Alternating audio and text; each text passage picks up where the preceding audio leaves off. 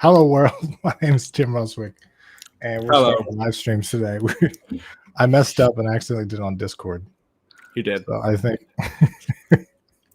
So I'm still dealing with that. There's like 88 people in there. I'm sorry, people. I did an announcement. I sent it here, but the event started on the Q&A thing in Discord. Are you going to tell them to move?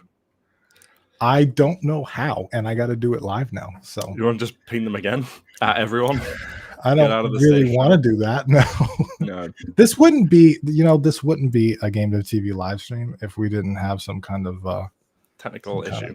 It's got to be technical issues, dude. That's how it works. Told you cut down on gummy bears. Hello, Dreamy Acacia. I remember you. So chat. Hey guys, we pinged you.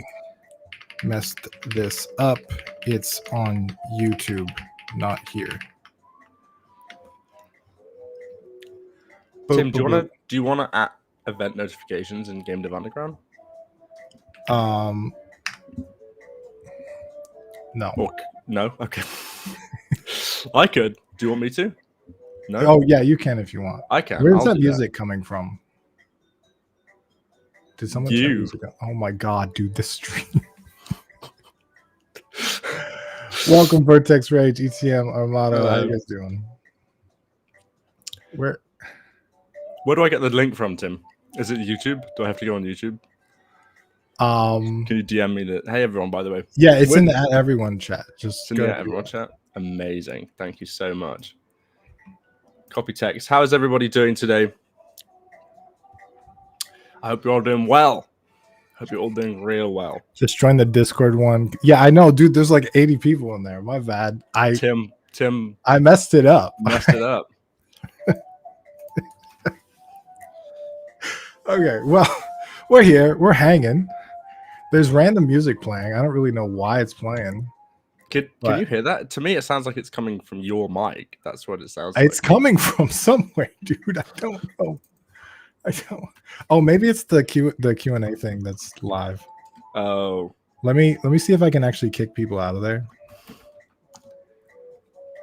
Not that anybody deserves to be.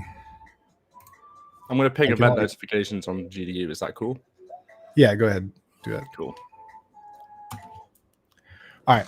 Anyway, we're hanging. We're hanging. We're chilling. We don't got no like fancy agenda to do. No. We just thought we would hang out with the community. For those of you who don't know, this is Bim. He's been working with for a little bit. If you're from Game Dev Underground, you remember him as the community manager over there. So me and Tim worked together for a little while. We did some community events over in another Discord server called Game Dev Underground. I don't know if you guys have heard of that or not. Probably not. Who is Tim? He's nobody. But we've been working together a little bit, and we kind of want to bounce off each other and do some events over in the GameDev.tv Discord. We're gonna just see if that's something we can bring in and just have some community chat and kind of build a little bit more of a community in there, like community engagement. You know, a bit of a place to sort of hang out and chit chat. So today's day number 1, and the background's changed. I changed the back. That was really distracting. It was like all over. That was really distracting. It's Super very bright now. Super Robot, I see you in there. David Codenart, welcome. Welcome, peeps. Yeah, so we're going to do some just hanging out with community stuff. Is Tim developing games anymore? I don't know. You have to ask him. Tim has not developed a game in ages. I haven't done a game jam in ages. No. But Battle Barn is currently being ported. So I haven't really touched that a ton. And then Bim and I were working on a little project for a little while. His project. Still are? He's still working on it. I kind of quit that. He did. And then I've been itching though, to be honest. So I've been doing a lot of like other stuff, game dev adjacent stuff. Have you missed it, Tim? Have you missed game dev? I missed it a lot. I miss game dev a lot. Yeah, I do. Because there's actually a lot of stuff around game dev that you can be doing that's not actually game dev, you know, and you've been kind of doing that. Yeah. So that's been something. It's Well, the porting stuff is interesting. Tell us about that. How much I can talk about it. My friend Richard is helping with that, and we made some changes to it. So I've been doing a lot of design stuff, but I haven't been like in there coding. So like I'm kind of like directing the game now, if that makes sense. Not like working on it. So that's different. And learning to work with teams a little bit because I'm not usually a people person. So that's been fun. That's nice.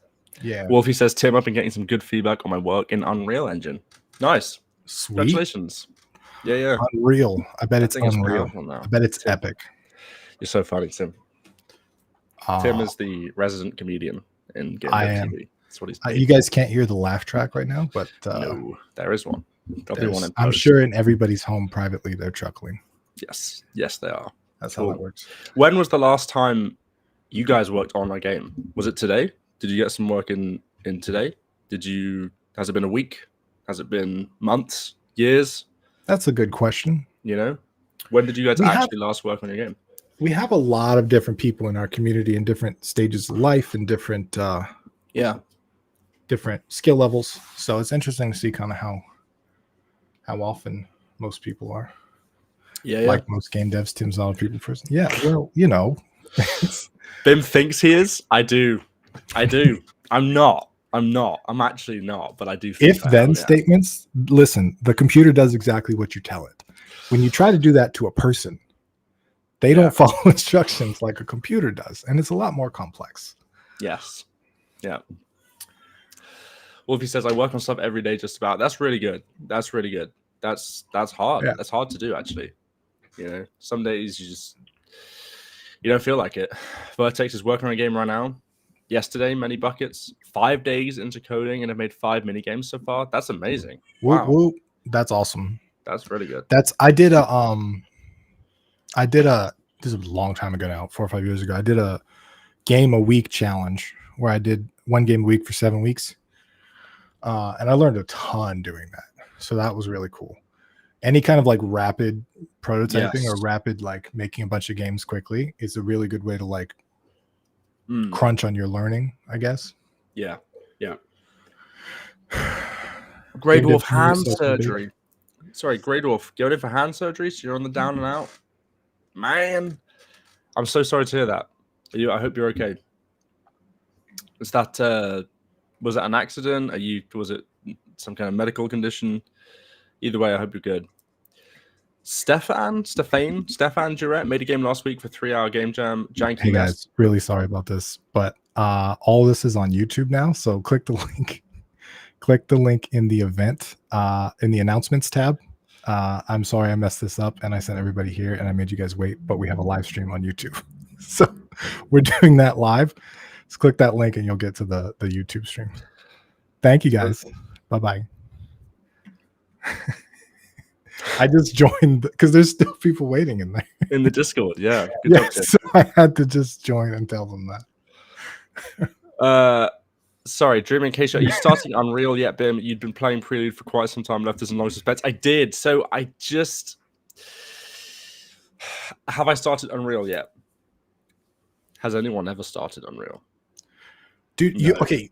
You know what? I opened up Unreal a couple months ago. First of all, editor's super slick, right? But then you open it up and it's got all these templates and it's just such a better starting experience. Because like when you open Unity, it's like a blank canvas and then it looks like a bunch of jank. But like in Unreal, it's like, do you want to start with the third person or the first person or like, and then you're like instantly starting with like something working. And it's I really like that. It's like I can get my brain together and work on something. Wolfie, can you end the stage? I couldn't figure out how to do it. And I'm flustered because I'm live streaming at the same time. I'm like, I'm also conscious of hardware. Sometimes when you join like a thing, it'll jack your hardware. It'll like steal your mic or camera or something.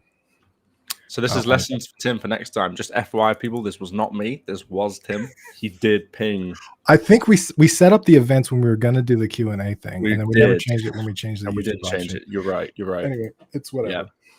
So we're just going to be chatting today about random game dev stuff. Welcome people in. It's been about 11 minutes. We've been on 10 minutes. So Tim, did you have anything you wanted to talk about today? You were going to surprise me with? Yeah, well, we were just talking about Unreal, and the UI of Unreal is awesome. And one of the things that I've been messing around with a lot was Game UI database. Have you heard of that?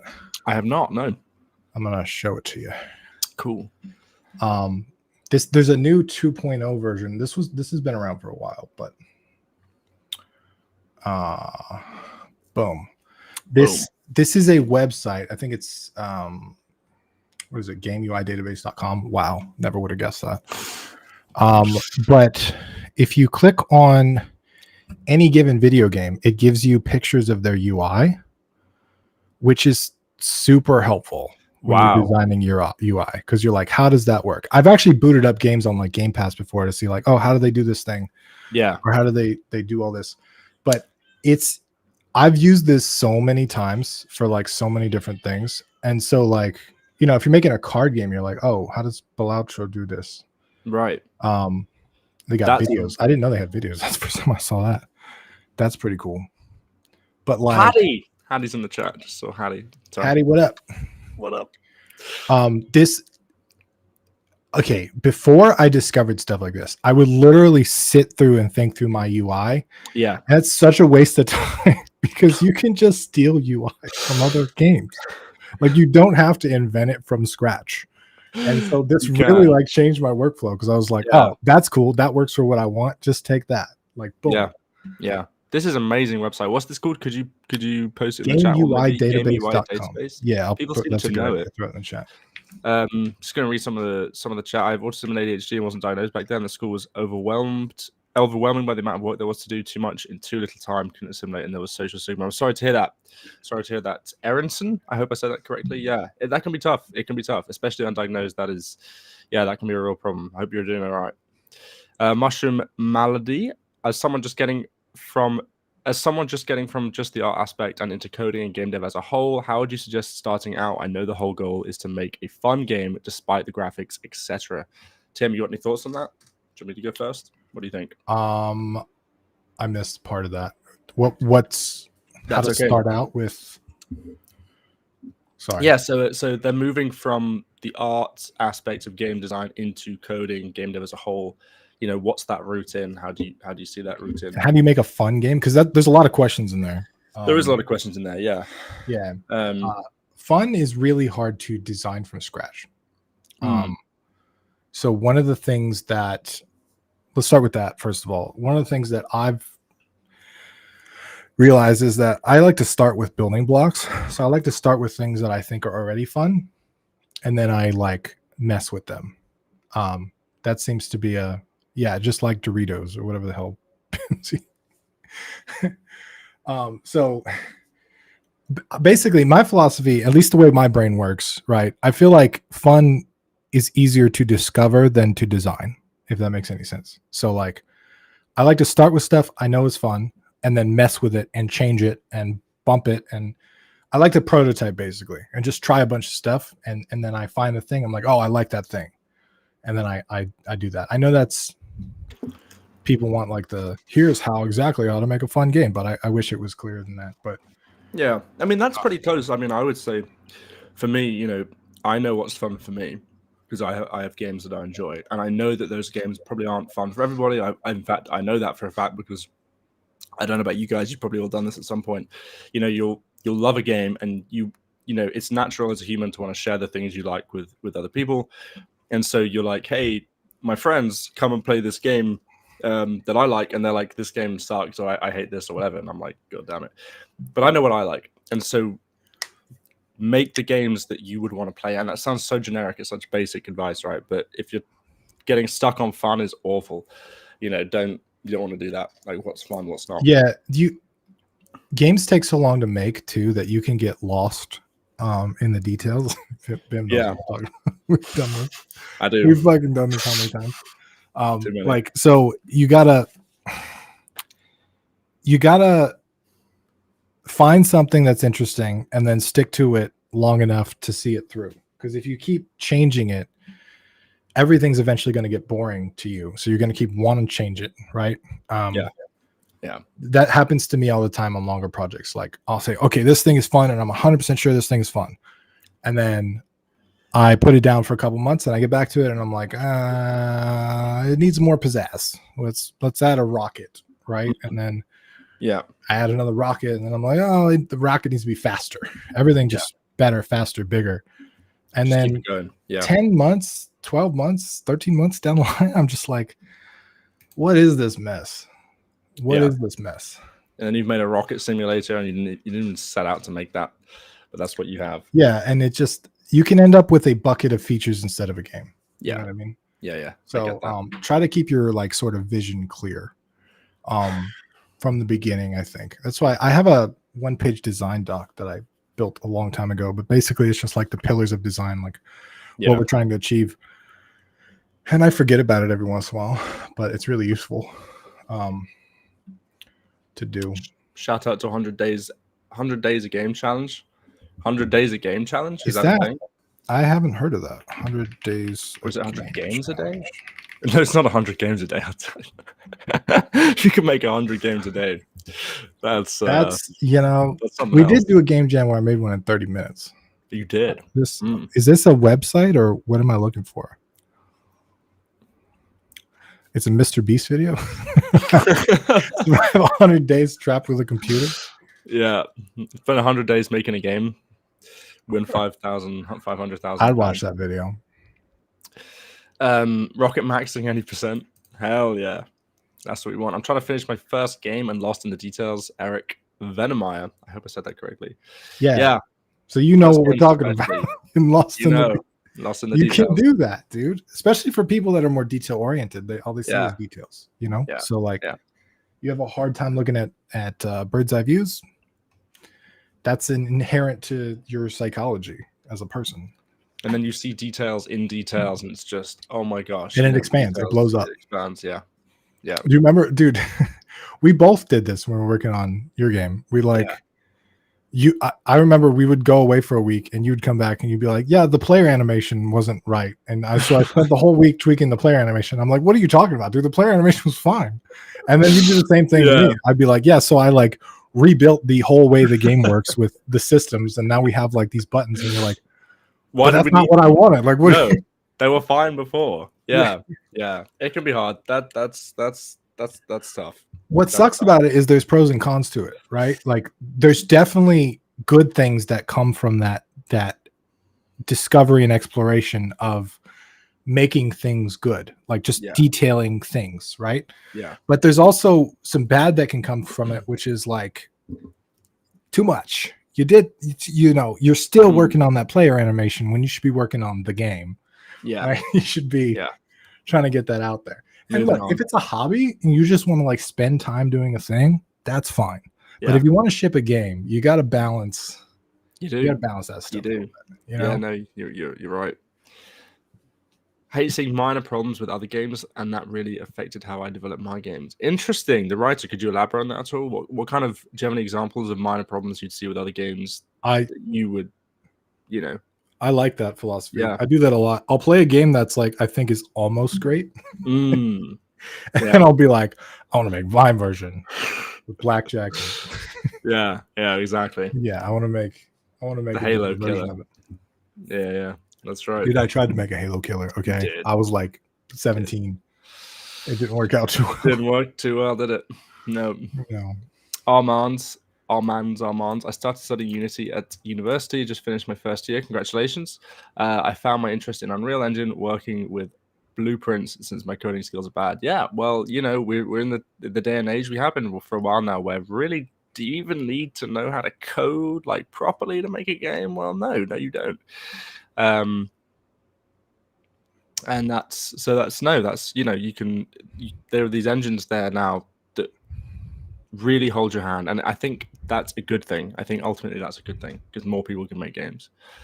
Yeah, that's always a good thing. Yeah.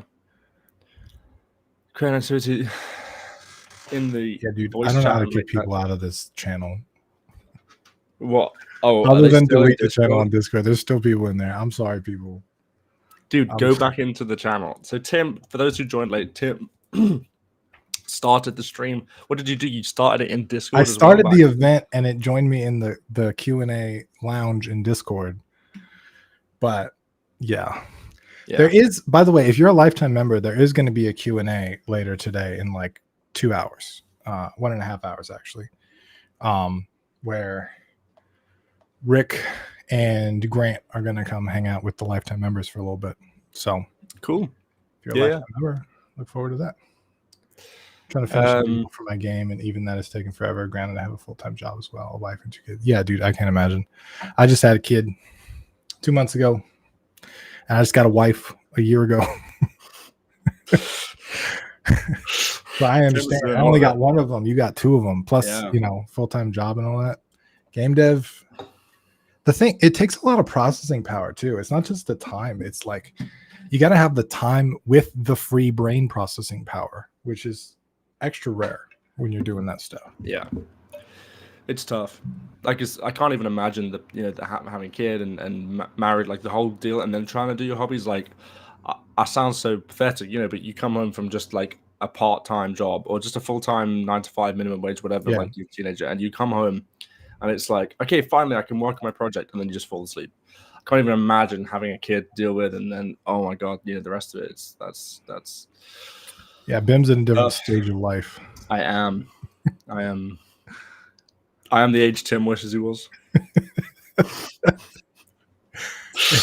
It's weird. It's like your life grows into a spot, and you're like, you love everything about this, but you do remember, like, oh, I remember when like I could spend 12 hours a day on a game and like not talk to anybody for a week. Yeah, you do remember that stuff. Well, brain drain. Hell yeah, for sure. Brain drain. Bim, didn't you say you had something to show me or tell me about? Not show you, no. I mean, I was just thinking about stuff, and I was thinking, maybe we don't even need to be talking about this because this is the end game, and I think we're all struggling to start our projects, But obviously, recently we've seen a lot of games go down the route of roadmaps. They'll roadmap out their lifetime. They'll release, and then they'll be like, okay, then this is coming out, then this update's going to happen, then this DLC is dropping, then you're getting this and this and this and this. Rather than, it's been a while since we've had a game that was just a complete package. There's no... Dude, I was thinking about that because I've been getting a lot into emulation lately with like retro games. Right. And the reason is I'm so tired of these like never ending stories of video games of like, dude, okay. Yeah. So related to this, Destiny 2 was one of my favorite games. Well, Destiny was one of my favorite games, right? And watching what happened to Bungie, like they just laid off a bunch of people, which sucks. But Bungie like inspired me to start making games. They made Halo, right? Like I looked up to this company so much. And they made Destiny, which was really weird at first, but it became one of my favorite games. And it made me join these raids and do all this MMO stuff that I never would have done because I'm not super social. But it was like a really engaging experience. And then Destiny 2, and then the microtransactions, and then they took on the season model. And I'm like, I don't want a job, dude. Like, don't give me a job that I have to sign into every 3 months and pay for and do all the content and log in every day for the like. I don't want to do all that. And I stopped playing. And now they like finally laid off a bunch of people, and Destiny 2's not doing well. And the latest content releases are suffering, and it's like, oh my God. Number one, it really makes me sad that a franchise I love got ruined. But number two, you know what I'm realizing is like, we're not going to be able to emulate these live service games, dude. These games require servers. So like in 20 years, we're not going to be able to go back and play these games. Like I can go back and play NES games. Yeah. And that's kind of terrifying. I mean, honestly, even right now, there are games that are out there existing now since like 2015 that you can't play without an internet connection. Yeah. Well, it's even worse because they're shutting some games down permanently. Like, have you heard about The Crew 2? No, I haven't. But doesn't sound good. The Crew 2, they shut it down, but they also shut down the single player experience because that required a server as well. So people bought this game, and then they shut it down. They say, no, you can no longer play it because we're shutting down the servers. Right. And people are like, hold on, like I paid for this. Like I get it if you're gonna set down multiplayer because like you need service to access it, but the single player stuff, like, can you even legally do that? And they're just like, why do you need a server to access the single player stuff? Yeah, it doesn't make sense. So I actually think there's a sort of crisis right now with sort of game preservation, because all these games are turning into live service games. Like, first of all the mobile stuff. I'm gonna go on a rant here, so stop me if I just rant, please, for 20 minutes, dude. Chat, you ready? But like, stop killing games. Yes, all these mobile games are coming out where they like have this completely server dependent analytics, you know, microtransaction model, and then all these live service games on Xbox, like they're just completely dependent on these like models that just, it's sad, man. And when I go back and I play some of my favorite games from my childhood, like I'm playing through Pokemon right now, Pokemon Blue. It's great. I love it. I love it for nostalgia, but I also love it because I'm not going to get interrupted with an ad, or I'm not going to get like a pitch for a microtransaction, or I'm not going to have to subscribe to a monthly thing. Like, it's just sad. It's just sad, especially for kids these days. They're going to experience games. So, dude, yeah, they're kind of talking about it in the chat. You tell me, I don't want to cross any political boundaries, but have you heard of this Stop Killing Games thing? The petition in the EU? The petition in the EU, I just brought it up. EU Stop Killing Games. I have it here. So, yeah, I have heard about this. I haven't looked at it in depth. But yeah, this is a good first initiative. I'd have to look through specifically how they're doing it, because the downside is like, do I want a bunch of regulation on how I can develop my game? Not really. You know what I mean? So it's like, do I want lawmakers to tell me how I can make a game? Not really. But at the same time, like, it's a complex subject, right? And I definitely admit that. But stuff like this is super cool. You ever bust out the NES? I got one right. How do I do mean, right there? You know, it is just right poopy, you know? Oh, Tim, sorry, you're in the middle of doing something. Showing my NES. You are. The NES isn't poopy. I emulate. This whole thing is poopy. I have one sitting there, but I emulate mostly. I emulate on like Game Boy size devices usually. The writer says it sounds difficult to make a game that needs a live server in the first place.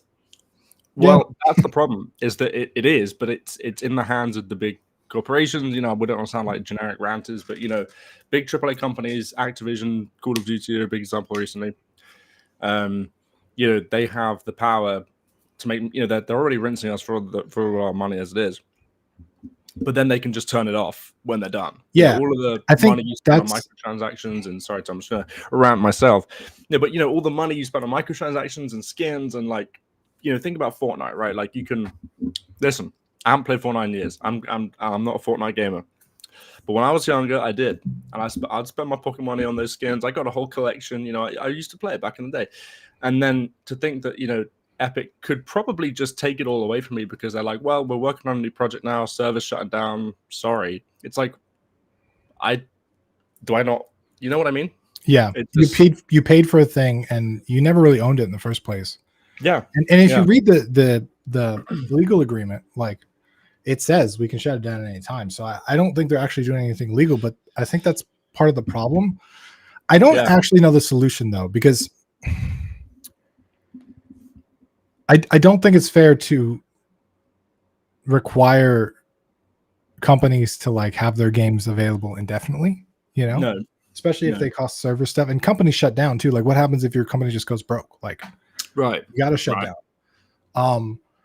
But it's more of like game preservation. Like, especially The Crew 2 is a great example because like, they shut down the single player version too, and it would have taken extra effort to make the single player work offline.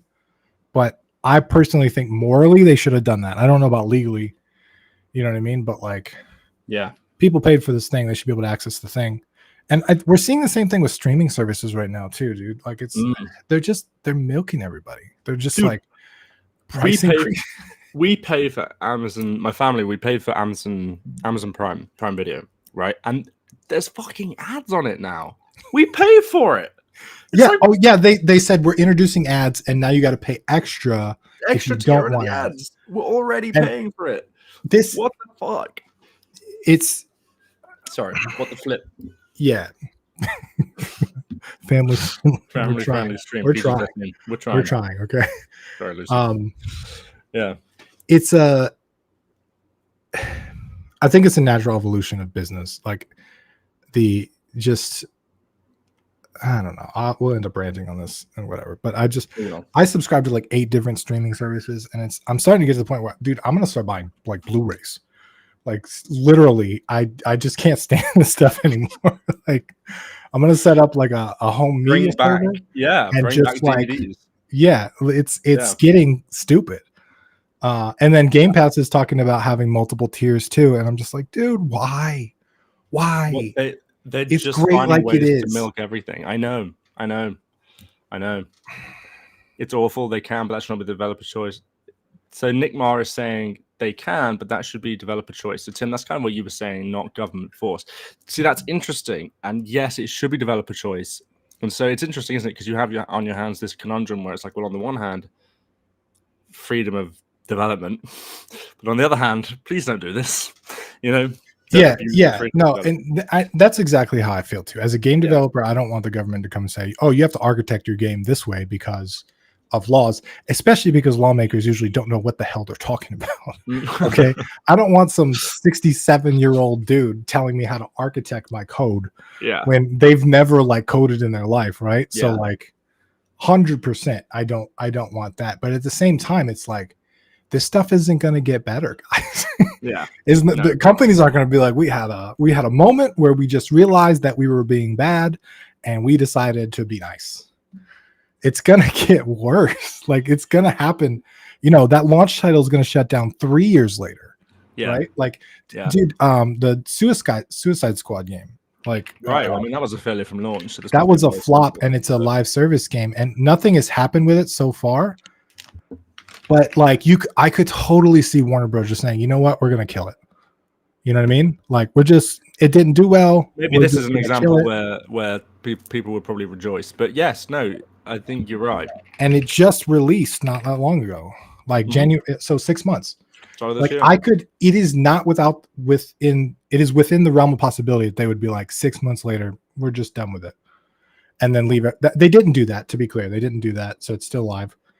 But like, it just worries me that, was Fortnite the pioneer in the whole like season?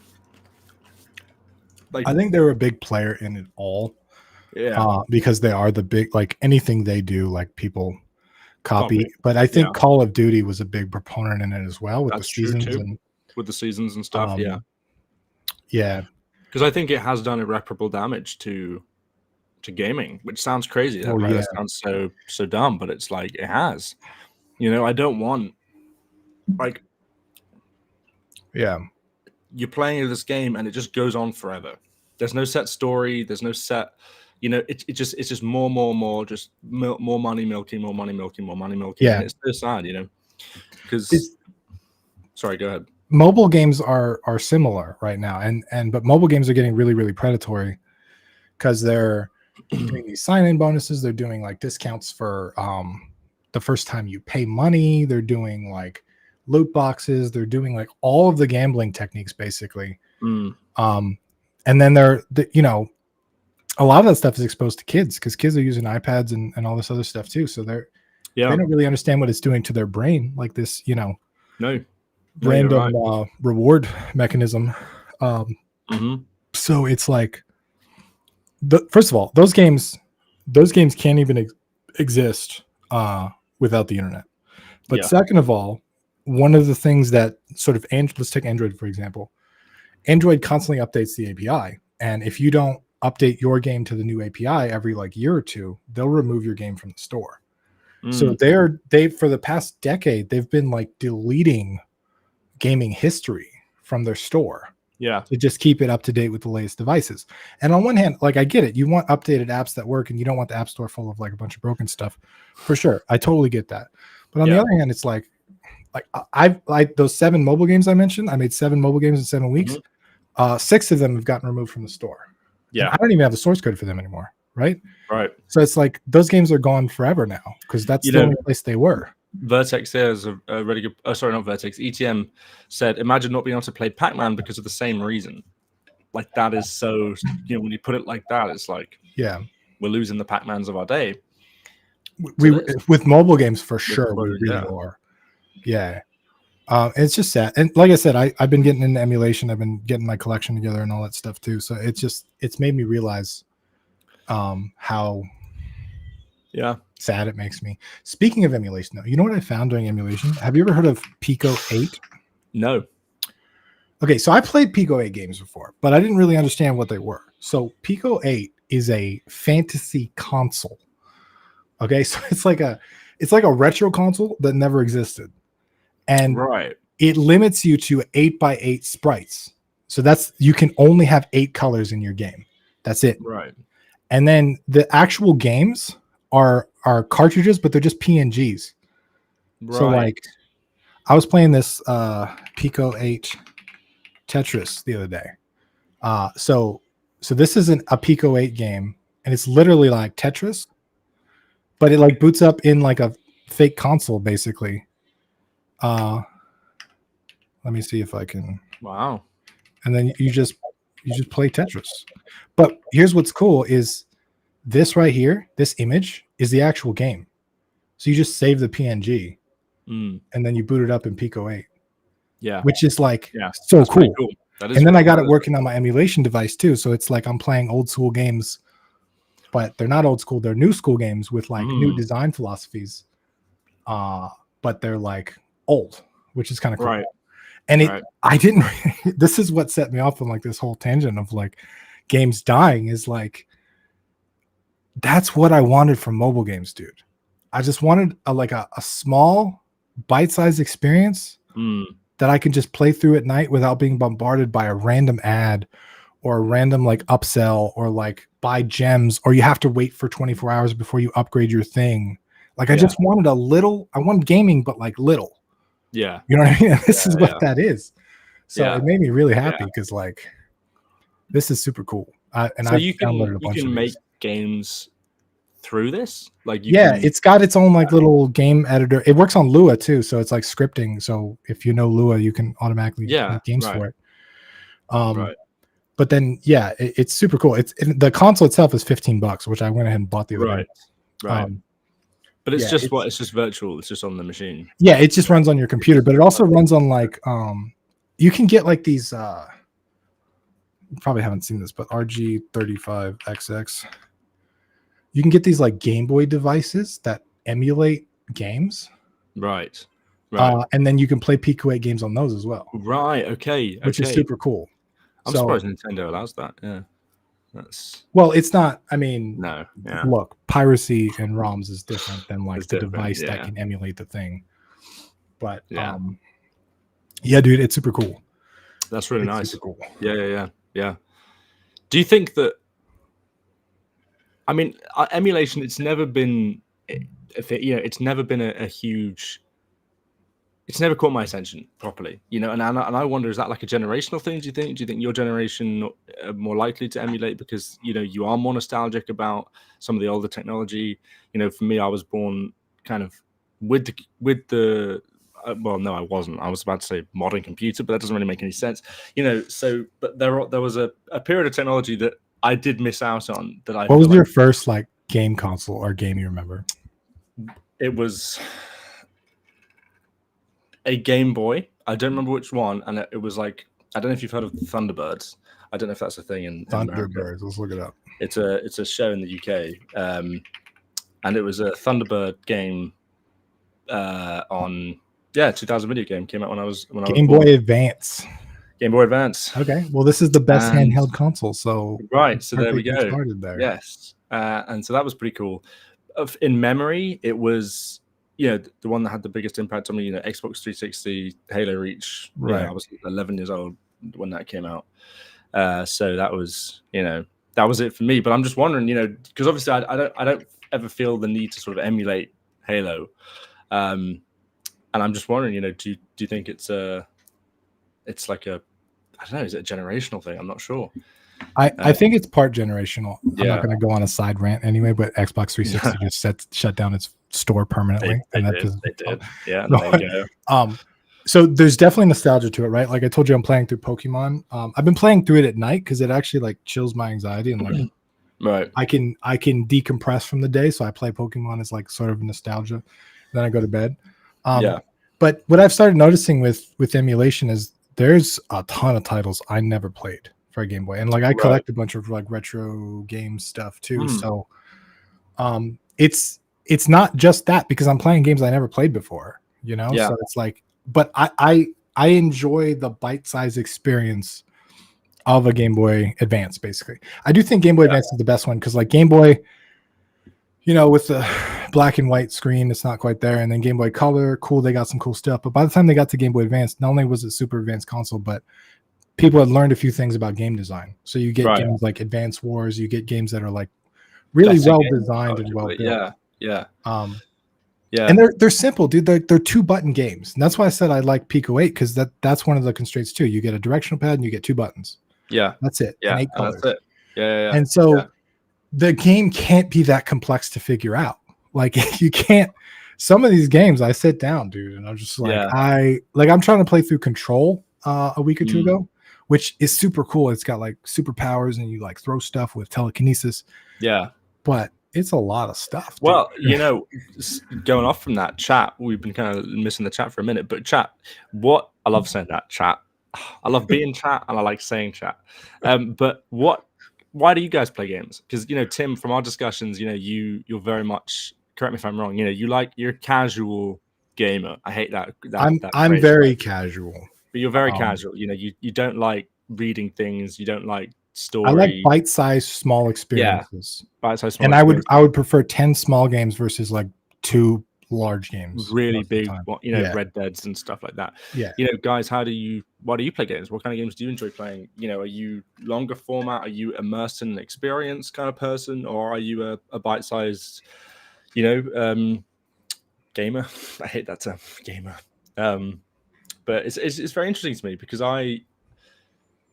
there was this bundle of short horror games. They came out, I think, fairly recently, but probably a little longer ago than I remember, called Unsorted Horror. I think, Tim, maybe you might like them. But Unsorted Horror?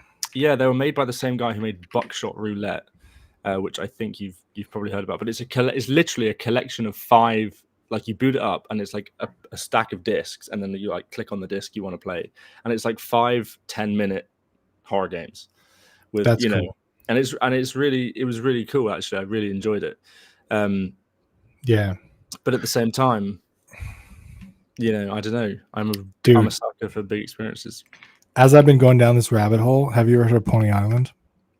I have heard of Pony Island. Oh my god, dude! This speaking of retro, dude, this game. Oh my god, I'm playing through this currently, so no spoilers.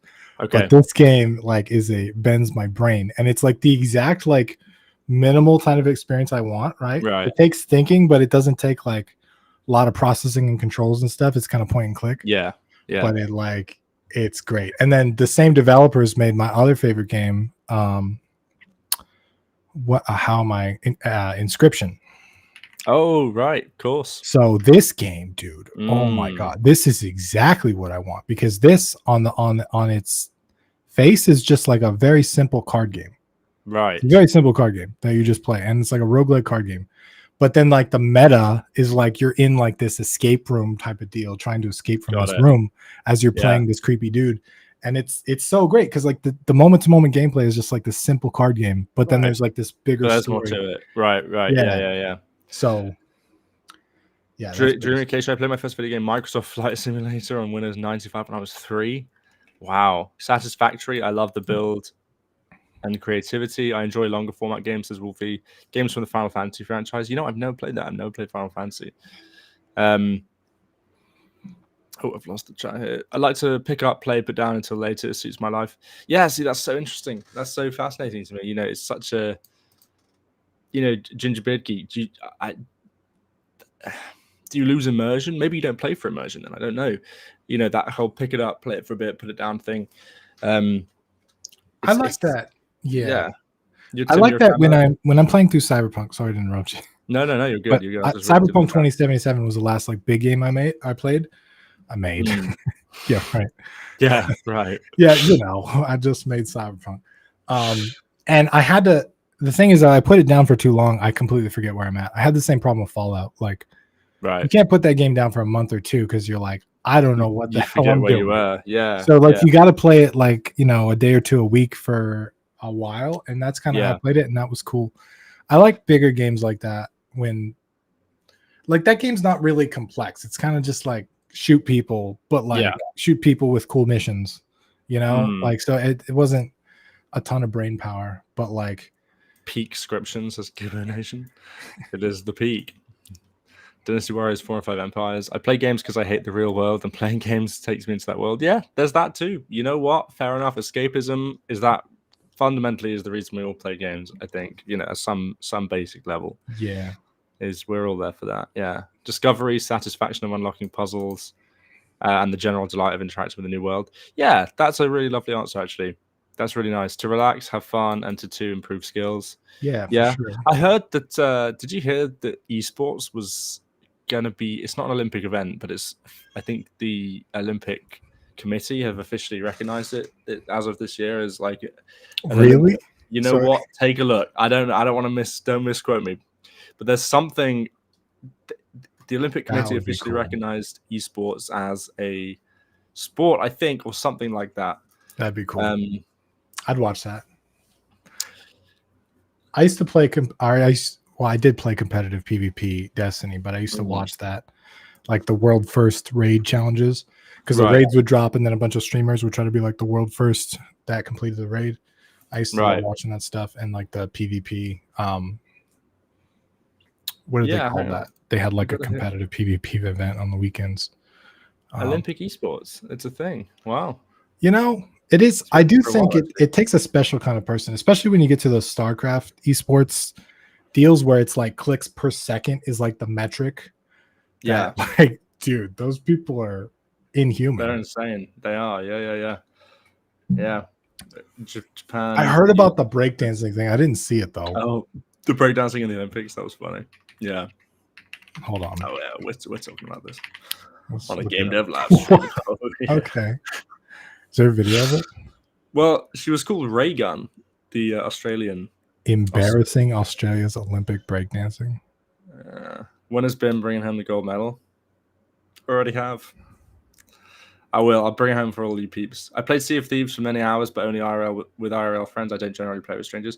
Yeah, Gingerbread, I think you made a comment earlier about props to Sea of Thieves as well. I agree. I'm a big Sea of Thieves fan. I play it with my IRL friends, and it's a lot of fun. And you know what? They introduced a season pass, but it's not been it hasn't changed the game or ruined the game. I think it's added to it actually, and it's easy to unlock. It's easy to get through. I really recommend Sea of Thieves actually, to be honest, to anyone who hasn't played it. Ray Gun, Cold Zombies. It doesn't look bad. What are you? No, this is not. This isn't. Wait. Ray Gun. Yeah. Is it gonna show? Is it just gonna show a still image? Might. Like what? The writer says that the Olympics are copyrighted. Tim, we don't want to get a copyright strike. Brian Blaze says, "I like finding the edge to succeed faster." I know what you mean. Like speed. Well, I like edging too, but anyway, you mean speed running? You mean speed running, Brian? Like getting, I know what you mean. Speed running is good. Gold medal in chess tournament. Somebody asked when I'm next doing the Bim Plays with Games in GDU. I will be doing that. I am coming. What's the main speed running thing? Someone chat would know. Someone chat would know. Games done quick. GDQ. Games GDQ. That's what it is. Yeah. I was okay. Most embarrassing moment in the Olympics: the pole vaulter who didn't pass over the height because of his. Yeah, I saw that. He said it was a big disappointment. He said there was a pole vaulter in the Olympics, Tim. If you don't know who didn't. I didn't watch the Olympics at all. You didn't watch the Olympics? Okay. No. Amazing. You guys are hosting it next, actually. Yeah, dude. I have a lot going on right now. Vertex says CSGO will be an Olympic event. Maybe. Alyssa! Tim! Get out of the chat. didn't know how you dance. You can't judge the Olympic breakdance. Listen. I did at our wedding. We can delete that video. Let's just say that. That doesn't need to be seen by the world. Are they allowed to know who Alyssa is? I don't. Why are you creeping on me, Alyssa? Alyssa, that's Tim's friend. She's in the other room with our baby. Creeping That's on Tim's me. wife. Alyssa is Tim's wife. I saw you in that cow suit. The cow suit. That was a different wedding. That wasn't our wedding. Oh, was it not? But okay. Alyssa was in a unicorn suit. It was a whole deal. That was a lot of fun. Let me just say that was a lot of fun. No, okay. So her friend is a veterinarian, right? And then all of the bridesmaids were veterinarians except Alyssa. Right. So Alyssa was a bridesmaid as well. And so the maid of honor had secretly all of us dress up as animals and then go surprise the wedding party. And I was like, that sounds great. Give me the cow costume. And we had all those like inflatable cow costumes and stuff. It was pretty great. And then Alyssa and I walked off because it was like on this hill with this beautiful like view. Alyssa and I walked off into the sunset. I was wearing the cow costume and she was wearing the unicorn costume. There's like pictures of it. It's great. Oh, that's so good. I do cute shit. Okay. Most embarrassing moment in speedrunning Hope Metal? I don't know. Oh yeah, I don't know, dude. There's somebody somewhere that probably when that like one solar ray glitched out the guy's Mario run, I think. Speaking of Mario, what are those speedrunning Mario craziness? I don't know if Google's gonna pick us up, but you know those like crazy Mario levels? Yeah. What are those called? They're like they take Super Mario levels and they mod them, and so they're like these. Well, they have Mario Maker now. It's Mario Maker. Well, it is now, but the people were doing it before then. That's why they made Mario Maker because it was so popular. Then I don't know the modded ones. Yeah, it's probably Mario Maker now, but because there was I can't. Some of those levels are insane, dude. Yeah. I think it's good that games are implementing. You know what? The only justification for infinite playtime, the only time a game's lifespan will last forever, and I'll agree with it doing so, is when a game has a set end date and then the modding community takes over. I think that's healthy. I like that. When like a game is old and it dies, but you know, you got a modding community, you know, think of Skyrim, even Call of Duty, you know, has custom zombie maps. You can mod that and stuff. I think you know, all the Valve games, Portal, Half-Life, CSGO, I think that's really good and healthy, encourages community spirit. But when, you know, bringing us back when companies do it all themselves. Oh, Hope Metal. Oh, people are saying Kaizo levels. Is that what they're called? Yeah, that's what it is. Yeah, it's a type of level in Super Mario Maker that takes inspiration from ROM hacks. Yeah, dude. These are stupid. I'm on the GDTV account watching. It's 7 insane. Rick's okay, like how like these require such like super moves that like a knowledge of the game too. Yeah, like look at this. Like this is like a knowledge of the game and the level almost, because you gotta like look at this, dude. Like that's insane. Like this is stressful to watch. Can't imagine like having to do this. Like Celeste is stressful enough, but like CBA, yeah, that is hats off to the people who do it. But yeah, dude, this is. Dragon Spirit asks, by the way, Tim Bim, how do you guys handle level design? As a solo developer, I think that might quite easily be the thing I struggle most with. That's a very good question. Depends on the kind of game you're making, obviously, first of all. For sure. Levels affect the gameplay quite a bit too. I learned this when I was making my stealth game, Cyberpunk, that never released. But I started to notice, like in a stealth game, you make a big wide open level, it's way different game than you make a tight corridor level. So first of all, you got to take into account the type of game you're making. And then there's no wish there was like general level design tips, but if you have a type of game, maybe we can offer some kind of help. But there's a good GDC talk in this too. I mean, to be honest, this is like the most generic game dev 10 advice principles ever. of level design. This one, and I'm not the one to give it because I'm not I'm actually a secret imposter. But kind of like what we said before. I think with Tim put that question. Sorry, Tim put the link to the website about copying UI.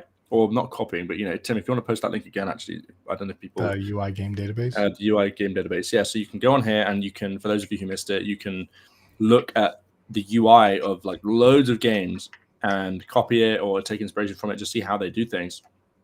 I think similarly, if you're struggling for level design, play games that are similar to yours. I think, and when I say that, maybe not just. Like, for example, Dragon Spirit, you said you're making a 2D pixel art platformer, making it fully accessible, which also increases the difficulty. So I think, play games that are similar to yours mechanically, but also play games maybe that are similar thematically. So, play games, there could be a first person, maybe Tim's going to disagree with me, I don't know, feel free. But I think, if you've got a game that's like one's 2D and one's 3D and one's a first person shooter and one is a platformer, you might say, well, how could you draw level inspiration from how could you bridge that gap? And I say, well, if thematically they're similar, if they got a similar vibe, if they have a similar goal, if they're both about exploration and puzzles, or they're both about a particular thing, I think there's a lot you can learn, you can overlap. So if you have games that are similar thematically to what you're making, try looking at what they do.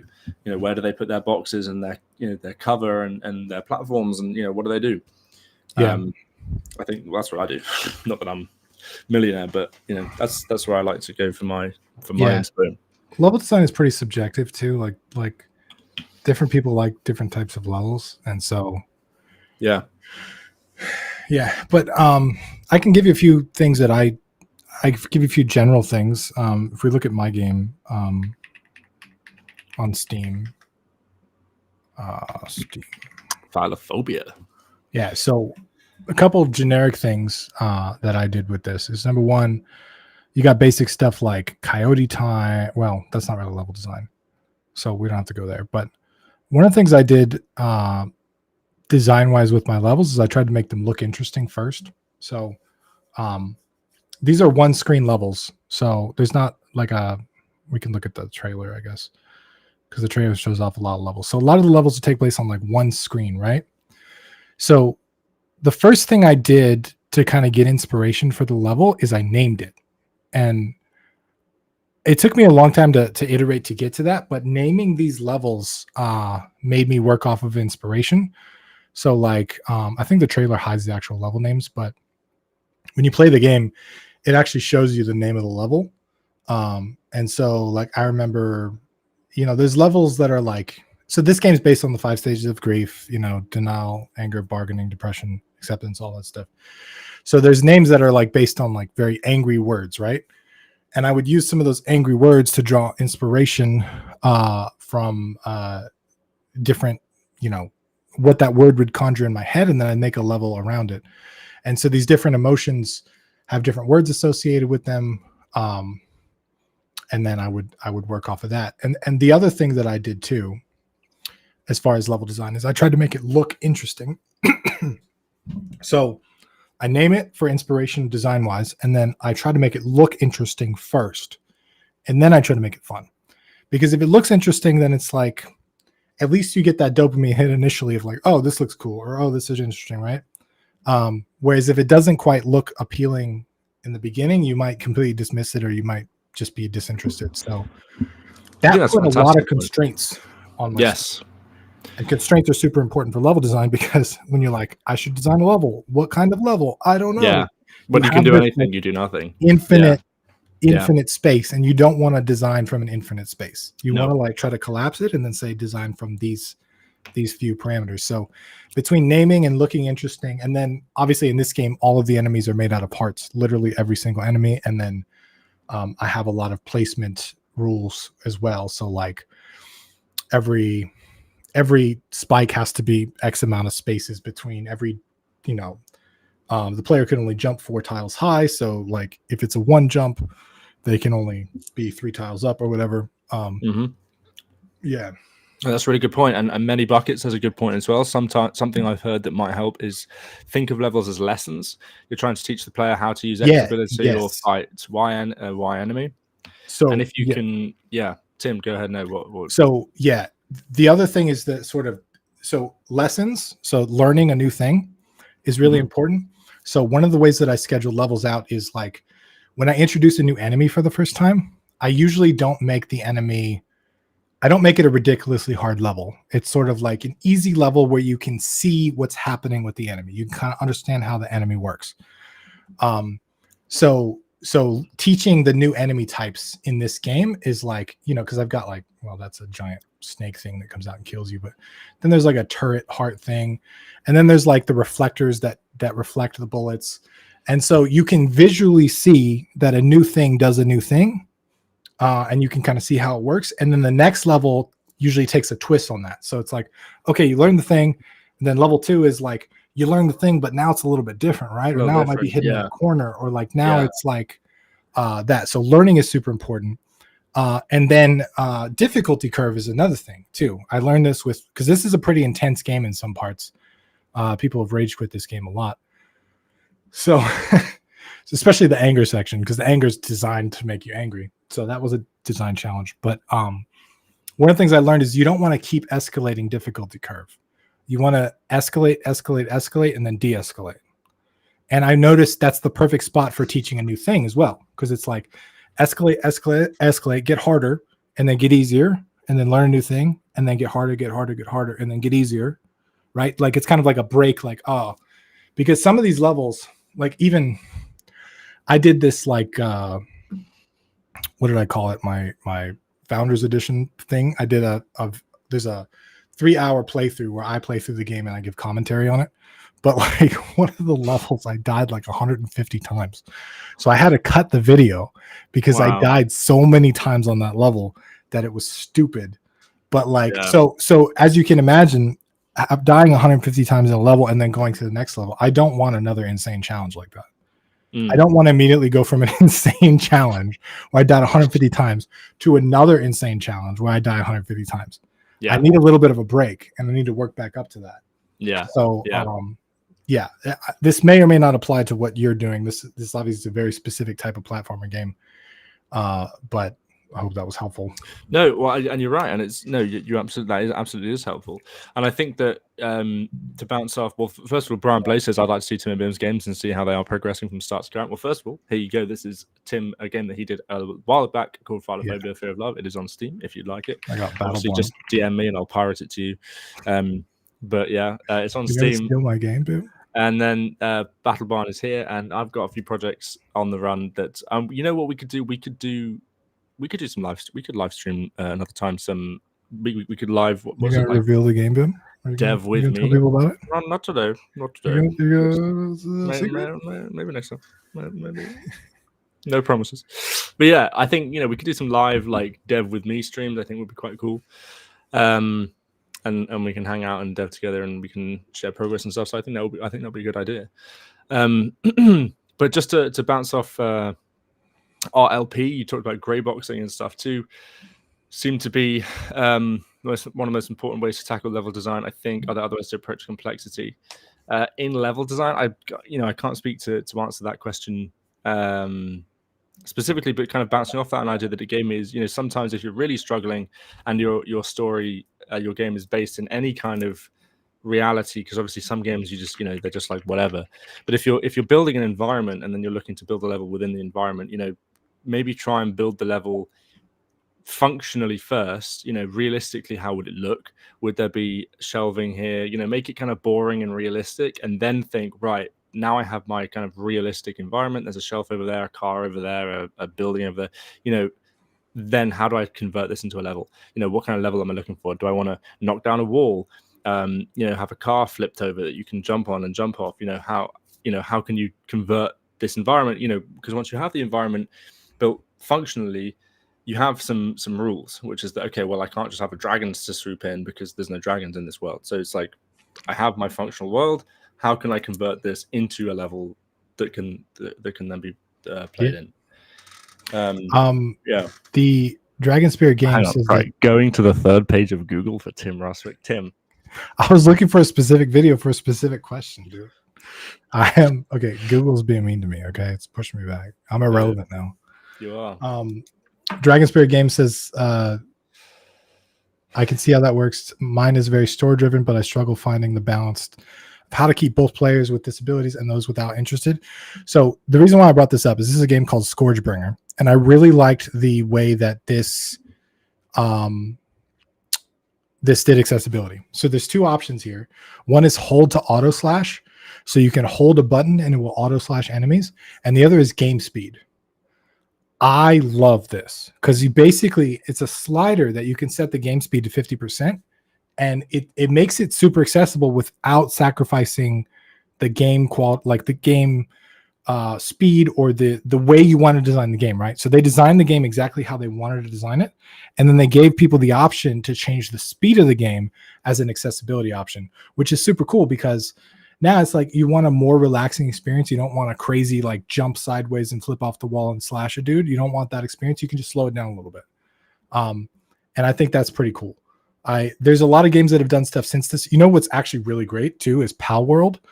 The amount of settings that you can change on any given server is amazing. Like you can literally set that game up exactly how you want. You can give yourself 500% XP if you want.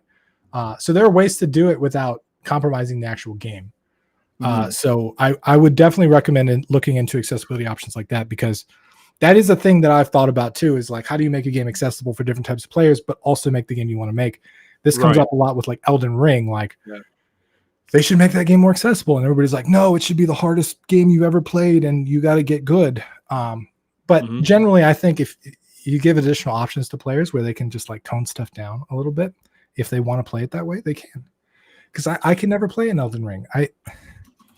It's too intense for me. So like, yeah, I mean, you know, oh god damn it, I just lost my point. That's it. The settings, honestly, when I open up a new game, the settings are the first thing I go into. I have no reason to sort of turn on accessibility options or things like that, but I enjoy looking through them. I enjoy thinking, okay, what can I change? What do I have at my disposal? You know, can I adjust the FOV is the first thing I go for, but you know, can I adjust audio settings? Can I do this? Can I do that? It's honestly the first thing I do is go in there and customize my experience. So, you know, if you can incorporate as much of that as possible as an option, yeah, absolutely. Game speed is super interesting option. Never seen that before. Yeah, I think it's quite hard to implement. It's not possible in every game, because you sort of have to have everything within the game. Oh, I don't know. Am I mistaken there too? I don't know. Have you? Is games the speed option? Game speed, yeah. Is that built into most engines these days, or? Yeah, well, it depends on how you code it. If you like in Construct, which is my engine of choice, okay. Yeah. Go away, haters. You can just change. Literally, there's a game speed option. You can just change it to. Because it operates on 60 frames a second, and there's a delta time and all that. And so you like, you can tone it down. You generally your game should be compatible with multiple different frame rates, right? So if that you have some sort of game speed option in there, because it should run the same on 60 FPS as it does on 144 FPS. So if it does that, then you should be able to change the speed of your game relatively. And if you code everything around that, obviously you probably want to test it in the beginning to make sure you're coding it right, but why not Unity? Wow, that's a throwback. Hell yeah. That's a throwback. Thanks for the answer about functional level design. No worries, our LP. Best of luck. For me, it started with the idea of wanting everyone to be able to play. For my demo, I'm focusing on visually impaired accessibility, but deaf or physically impaired won't be forgotten. Yeah, I mean, it is a challenge. Being accessible to a wide range of disabilities and, you know, people is hard. It is, you know, and it's a shame it is, because obviously, you know, we as game developers, we want as many people as possible to experience playing games. But obviously, you know, there are some disabilities where, you know, at the end of the day, it's really quite hard to think, okay, how could I play my game without this or without that? Well, it's like, well, actually you can't, you know, and it's almost a challenge in and of itself, a game in and of itself to make one like that. Sure. So, you know, best of luck to you. I usually turn the music off first. Yeah. Oh, for ambience and sounds. Yes, that's a good point. Ben, we're over time. We are over time today. We did go over. Yeah, we gotta get going. We gotta get going. So guys, listen. Oh, sorry, no, Tim, Right. go ahead. Go ahead. Well, I was just going to say we're going to do it again. We're going to. This is the plan for those of you who missed at the beginning. This is what me and Tim do.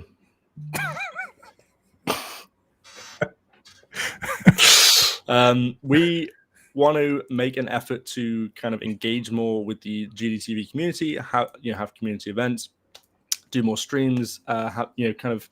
And especially in the Discord as well, make it a place to sort of hang out and chill and lounge about and chat in voice chats and stuff like that. So keep a lookout for that. We're going to do more of these. I might do some by myself. Tim may do some by himself. If he can be bothered. Only joking. He has a baby and a wife and a life, and I don't.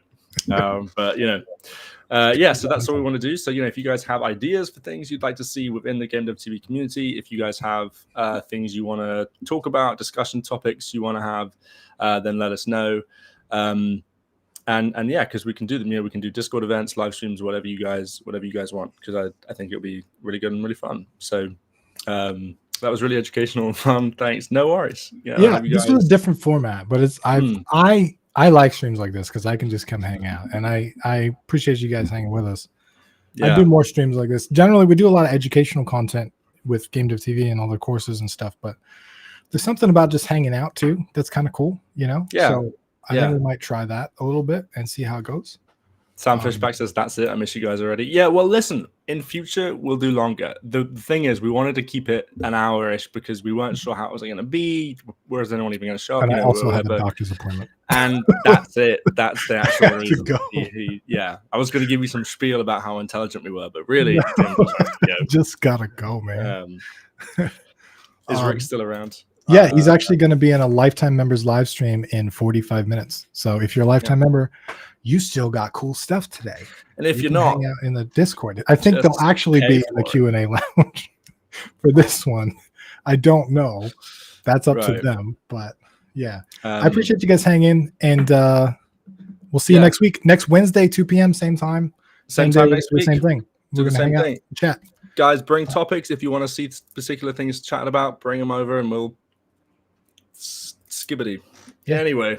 Maybe we'll do some gameplay streams. Maybe we'll do like some community games things, community stuff. More community, so that sounds perfect. It can be very isolating. Liaison, you joined right on time.